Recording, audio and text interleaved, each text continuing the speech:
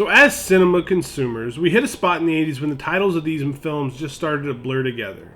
You've got Maniac, you've got Madman, then you've also got Maniac Cop. We get to Slumber Party Massacre, Sorority House Massacre, and then ultimately we land on the House on Sorority Row. Now, I thought I was watching the former when I sat down to do my review for the week. Turns out I dialed up 1982's The House on Sorority Row, and I am here to tell you, beautiful people, that there is a vast difference between these two sorority films. And we're going to get into that right now.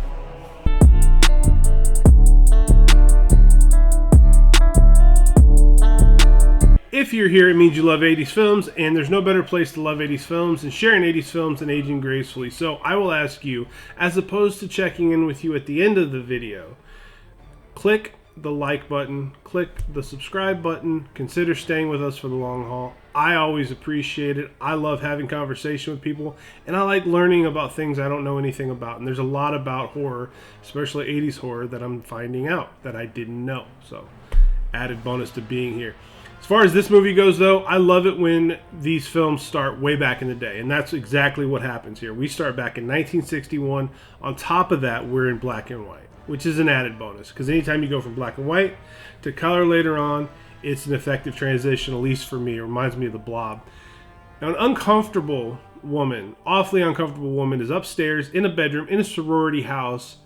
She's either pregnant or she's at a really big dinner, but we do see a doctor show up for an emergency C-section. Now, he's all alone, but it is the 60s, so that's not super surprising. Then we see the doctor apologizing shortly thereafter, even though we don't know what he's apologizing for. Does the baby make it? What's going on? We don't get that answer right away. Instead, we're going to flash forward 20 years to the same sorority house, but a graduating class of women taking pictures out in front with a house mother that is anxious to get rid of all these wild-eyed bitches. Now, I recognize Vicky right away because she was Stefano DiMero's daughter. And that was a soap opera that my grandma made me watch consistently every single day. I still can't believe Marlena got possessed by Satan that season. Vicky is the ringleader of this group, and she's got designs on keeping back 6 of the girls for a graduation party there at the sorority house, much to the chagrin of the house mother. Now, everybody else is leaving. They're packing up. They're done with sorority. They're done with college. They're ready to move on to their adult lives. Vicky wants to hang on just a little bit longer.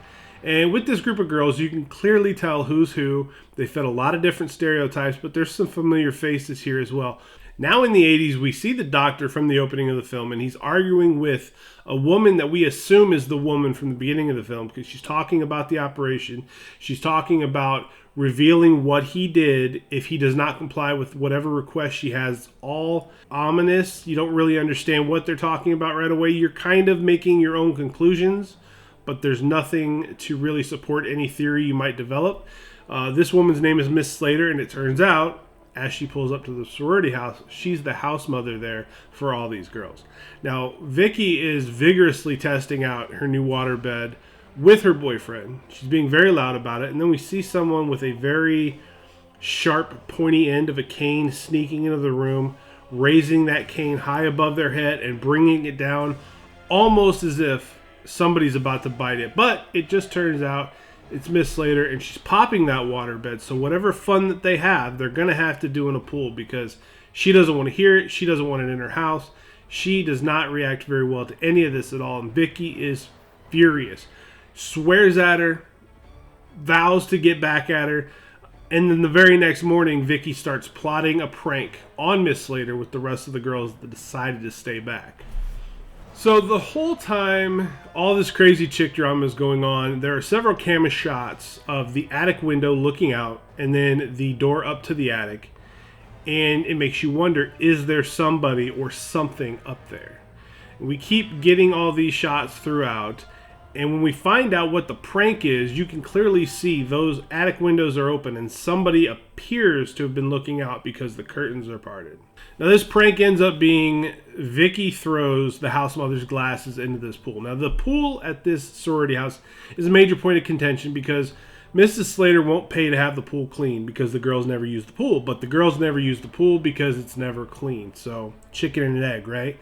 Mrs. Slater is forced to go into the pool to retrieve her glasses by Vicky holding her boyfriend's gun. Now, Vicky's got it worked out to where this gun is full of blanks, or so she believes it to be, and when the house mother starts to come out of the pool, Vicky fires these blanks, making Miss Slater think that Vicky has just shot her. When she realizes she hasn't, she whacks Vicky with the cane.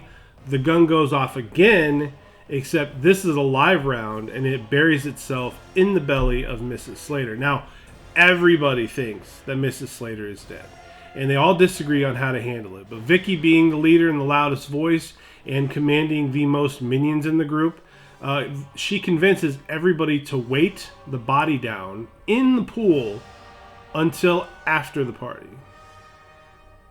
They're actually still having the grad party, even though they've just murdered somebody. College chicks back in the 80s were wild. After this incident, everything goes sideways because a guy comes out to take a leak during the party, gets a cane through the neck, telling us basically someone is out here seeking vengeance because he's using Mrs. Slater's cane to do so. Now, I'm not really sure why they decided to go through at this party because they all look miserable there. Catherine, who's the good girl, and what we presume will be the final girl, meets her blind date, but of course that's the last thing on her mind. And the tension that they have in the scenes when you know someone's about to die, it's pretty solid. It's not bad. Stevie has to go check on the fuses and realizes as soon as she's not alone in the basement, there is a ball that rolls towards her, a little child's ball.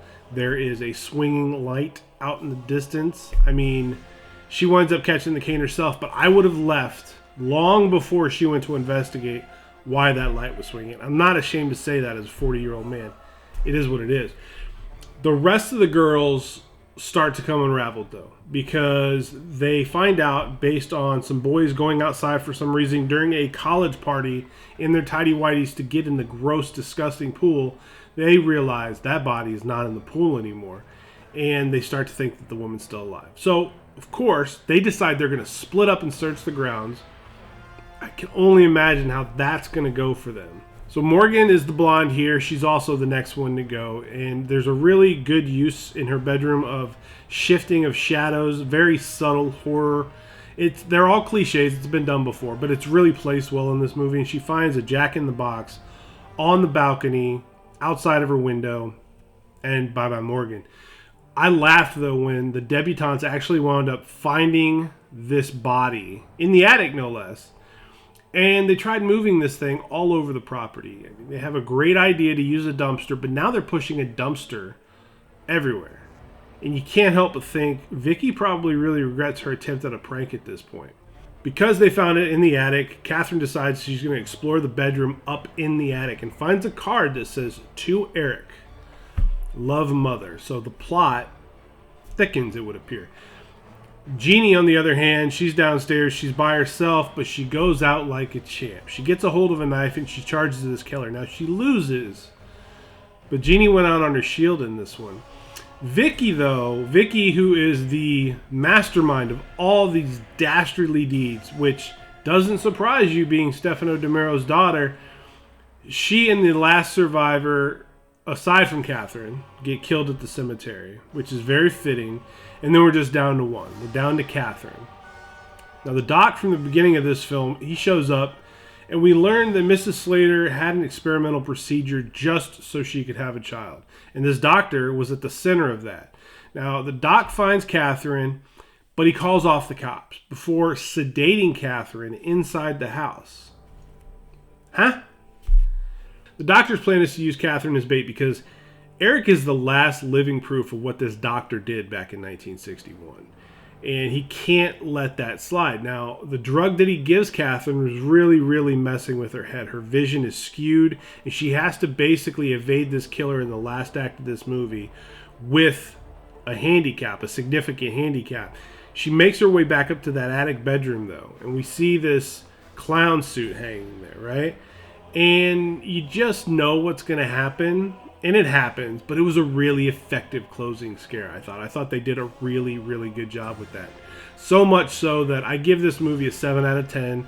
This was a much better than average horror film for me, and what really made it for me was the story, and the actresses really gave their characters pop. I mean, they made you believe in what they were doing on screen, in so many 80s horror films, it feels like some of these, I don't want to call them middling actors, but some of these bit players, they just kind of went through the motions in these horror films. And I didn't really get that sense. I really enjoyed seeing them. You knew what was going to happen. I mean, all this stuff is paint by numbers. But I thought they were really watchable, and I can see myself going back to this film again in the future, which is the definition of what we're trying to figure out here. So this film ages gracefully. I will check it out again. I thought it was very, very well done. Had all the horror movie boxes checked. That being said, this is Aging Gracefully. I'm Matthew Essex. Thanks for hanging out with us today. See you on the other side.